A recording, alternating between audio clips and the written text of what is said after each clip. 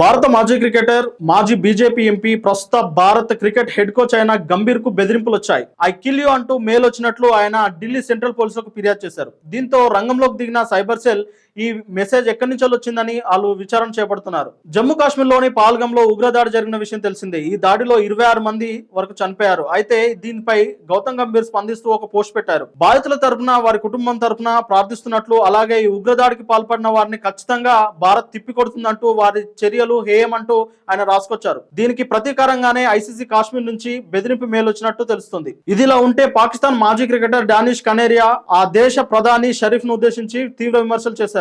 భారత్ పాల్గంలో జరిగిన ఘటన గురించి షరీఫ్ కు ముందే ఇన్ఫర్మేషన్ ఉందా అన్నట్లు ఆయన విమర్శించారు. ఎందుకంటే ఈ ఘటన జరిగిన తర్వాత ఉగ్రవాదాన్ని ఖండించాలి, కానీ ఈయన ఎందుకు హై అలర్ట్ చేశారంటూ ఆయన పోస్ట్ లో పేర్కొన్నారు. దీన్ని బట్టి చూస్తే ఖచ్చితంగా పాకిస్తాన్ చేసిన చర్యలకు సిగ్గుపడాలంటూ ఆయన రాసుకొచ్చారు.